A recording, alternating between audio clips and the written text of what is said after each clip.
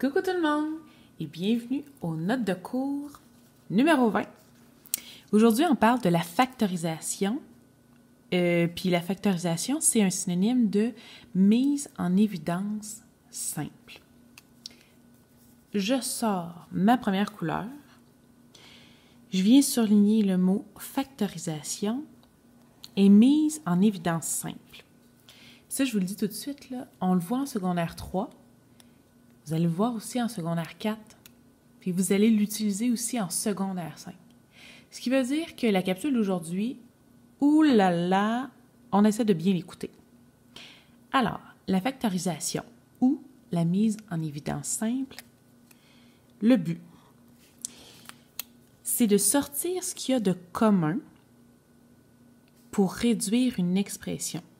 Dans le fond, là, ce qu'on veut, c'est être capable de l'écrire plus simplement. Puis, étant donné que le but, c'est de simplifier, tu sais, il y a un petit quelque chose de le fun là-dedans. Fait qu'on sort ce qu'il y a de commun pour réduire une expression. Le comment faire.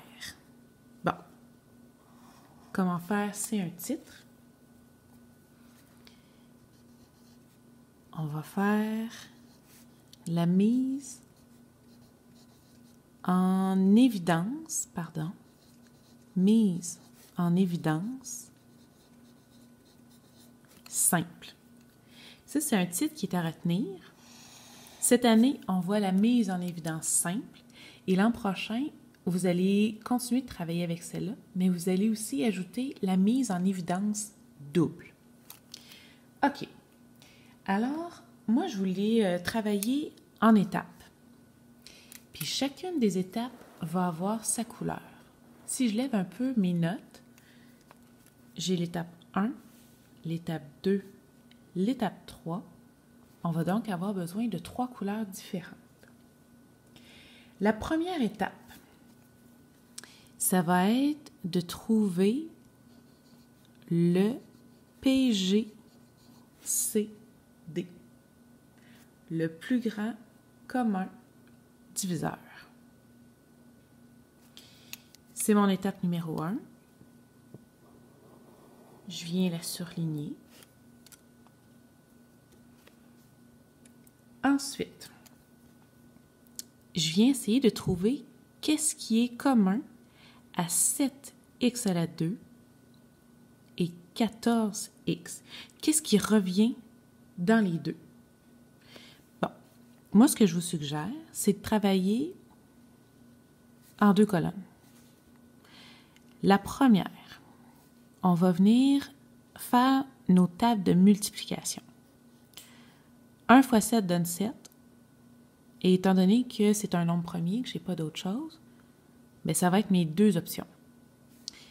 Si je regarde de l'autre côté pour 14 et que je viens faire mes tables de multiplication, j'ai 1 fois 14, 2 fois 7, puis j'ai pas d'autre option. Moi, ce que je veux trouver, c'est le plus grand. Fait que je regarde et je viens je viens trouver que ce qui est commun, c'est 7. J'ai une partie de la réponse. Parce que si on regarde aussi les variables, ici, j'ai l'équivalent de x à la 2, j'ai l'équivalent de x fois x. De ce côté-ci, j'ai l'équivalent de x. Des deux côtés, je retrouve un x, ce qui veut dire que ce qu'il y a de commun, c'est un x. Ça ici, c'est mon PGCD. Je viens le mettre en jaune, vu que c'est relié à ma première étape. Je vais aussi venir ajouter à gauche, ici, un petit crochet et j'ajoute l'indication suivante. Ça nous sert à trouver ce qui va devant la parenthèse. ce qui va devant la parenthèse. Puis là, si vous me dites, ouais, mais Claudine, je ne suis pas trop sûre de ma réponse, donnez-moi du temps, ça s'en vient. Donc, toute cette étape-là, c'est ce qui va devant. Si je continue, je viendrai faire mon exemple B tantôt. Je vais continuer avec ma deuxième étape et l'exemple 7x à la 2 plus 14x. Je suis à l'étape numéro 2. Je change de couleur. Et je viens regarder ce que ça dit. L'étape 2. Le but, c'est de sortir le facteur commun de l'expression. Puis c'est ça, faire la mise en évidence. Et ensuite, je vais venir diviser l'expression par le facteur commun. Bon. OK. Ce que ça veut dire. On a trouvé... pardon, on va venir souligner, là. Le but, c'est de sortir le facteur commun et de faire une division. Le facteur commun, je l'ai trouvé. C'était 7x. Je vais donc venir faire ma division. Je prends ce que j'ai trouvé, mon PGCD, et je l'amène ici. Je prends mon PGCD et je le donne à tout le monde. Puis je vais venir faire ma division. Si j'ai 7x à la 2 divisé par 7x, les chiffres avec les chiffres, 7 divisé 7, ça donne 1. Les x avec les x, et on se rappelle que quand j'ai une division, je prends les exposants et je les soustrais. 2 moins 1, ça donne 1. Je peux aussi venir écrire x. Ça, c'est ma version simplifiée. Je fais maintenant ma deuxième division. Les chiffres avec les chiffres. 14 divisé par 7, ça donne 2. Mes x avec mes x, ben eux autres, ils vont simplement venir s'annuler. Je vais rester avec mon plus 2. Ça ici, c'est ma réponse.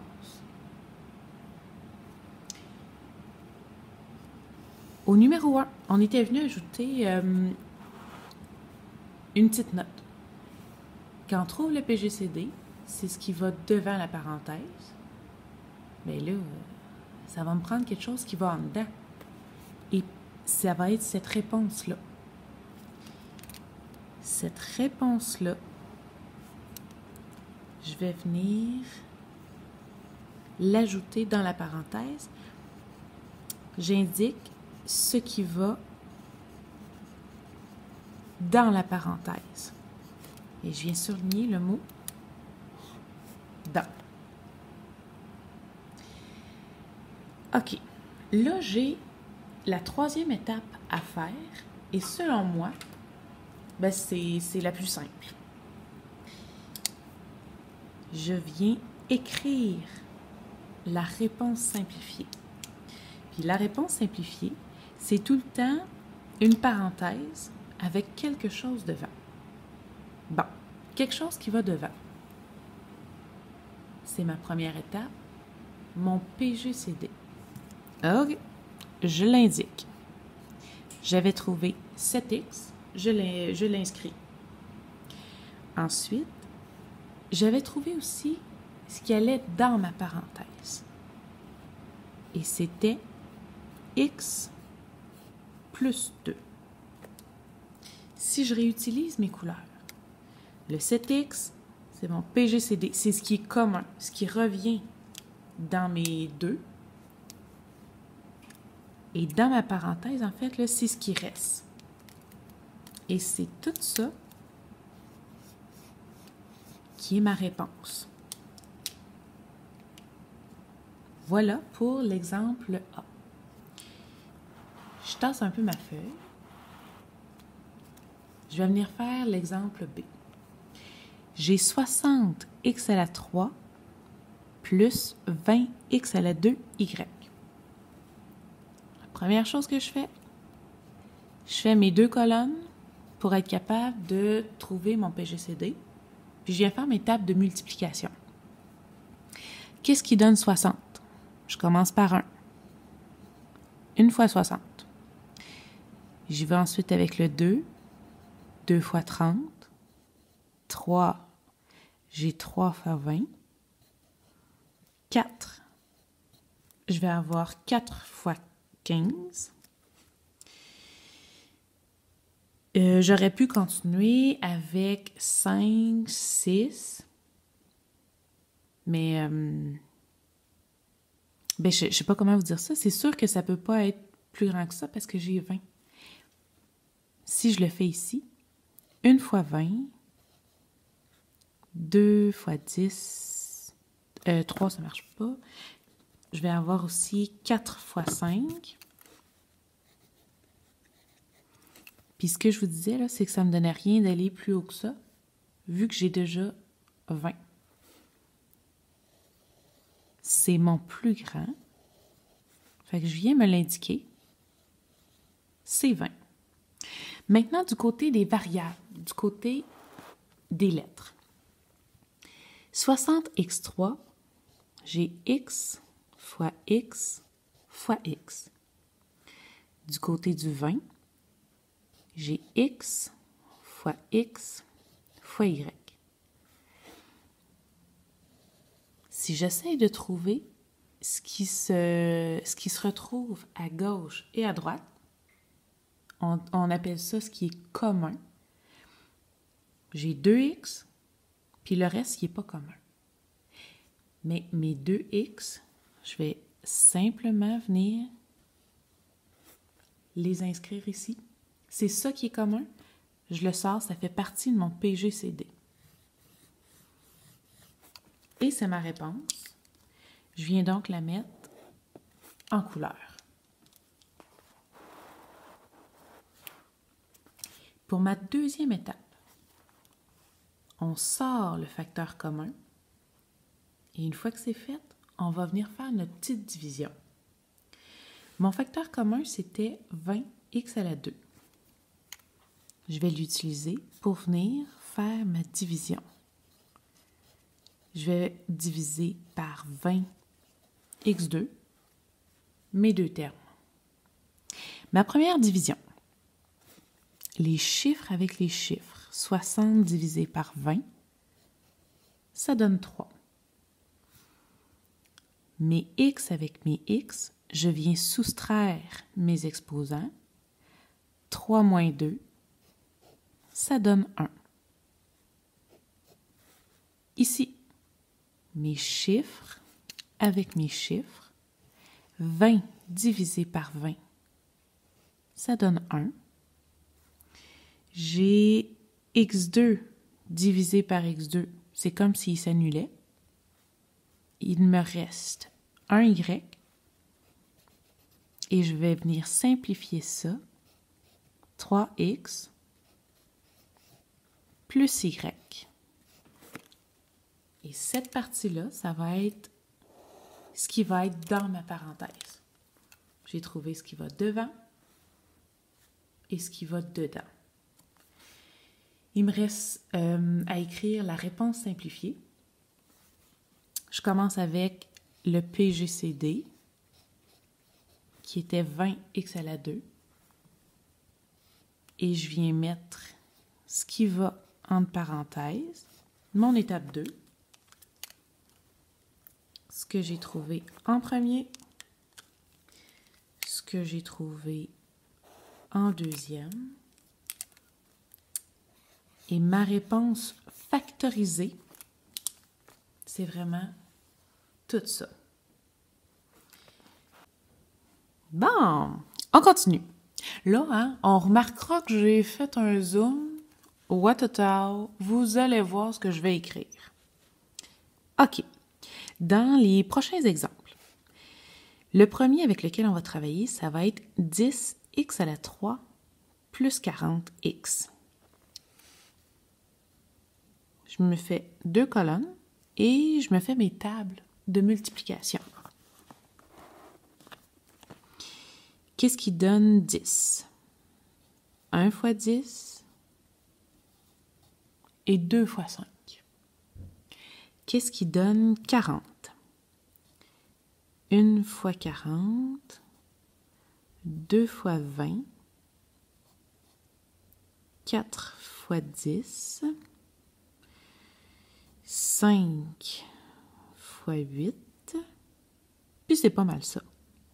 Si je regarde des deux côtés, j'ai le 1 qui revient, le 2 qui revient, le 5 et le 10.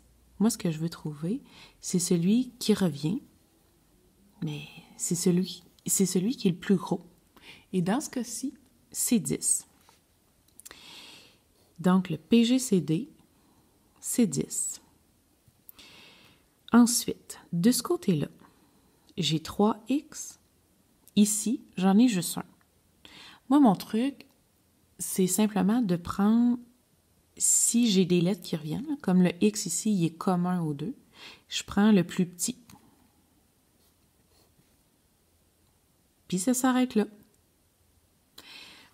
J'ai donc ici la réponse de ma première étape. Mon PGCD, c'est 10x.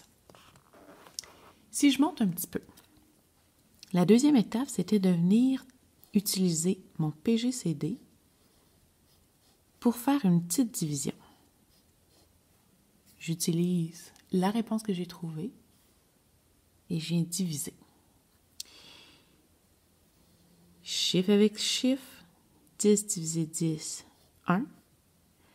Exposant, je l'ai soustrait. 3 moins 1, ça donne 2. Ça, je peux le réduire à x au carré. Pour le deuxième terme, chiffre avec chiffre, 40 divisé 10, ça donne 4. Mes x, fouip, fouip, ils viennent s'annuler. Ça ici, c'est la réponse de ma deuxième étape. C'est ce qui va aller dans la parenthèse. Quand je vais venir donner ma réponse, je prends mon étape 1, parenthèse, ce que j'ai trouvé à l'étape 2, et c'est tout ça qui est ma réponse. Je dézoome et je tasse mes feuilles. Je rezoome. Bon. OK. Je vous fais un autre exemple en espérant qu'on va finir par y arriver. J'ai 2 termes. Je le vois parce qu'ils sont séparés avec un petit plus. Première étape, je fais mes tables de multiplication. Qu'est-ce qui donne 100? 1 fois 100, 2 fois 50, 3, ça ne marche pas, 4 fois 25, 5 fois 20.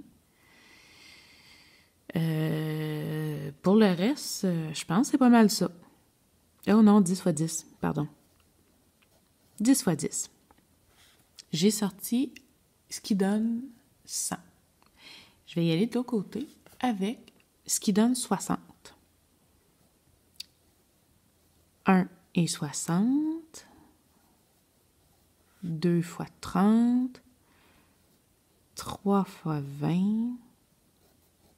4 fois 15. 5 et 12. 6 et 10. Puis c'est pas mal ça. Si je prends le temps de regarder ce qui se retrouve dans mes deux côtés et ce qui est le plus gros, on va se rendre compte que c'est 20. Le début de mon PGCD, c'est 20. À gauche, j'ai x à la 3. À droite, j'ai aussi un x. Je prends le plus petit parce que c'est sûr qu'il y en a au moins 3 là-dedans, il y en a 4. Et je viens indiquer x3. Le y, je ne suis pas capable de le sortir parce qu'il n'est pas commun aux deux. Il est juste dans le deuxième terme. 20. X à la 3, c'est la première partie de ma réponse. Deuxième étape, j'utilise ce que j'ai trouvé pour faire ma division. Je divise par 20 x à la 3 et je calcule. 100 divisé par 20, ça me donne 5. Mes x à la 3 viennent s'annuler. De ce côté-ci, 60 divisé par 20 donne 3. Mes x avec mes x, c'est une division, donc je viens soustraire mes exposants, ce qui va donner x à la 1.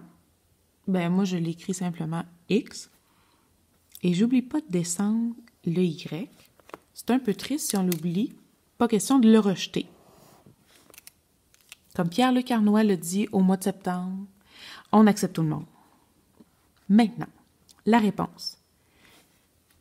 Je prends mon étape 1, parenthèse, étape 2, 3, xy,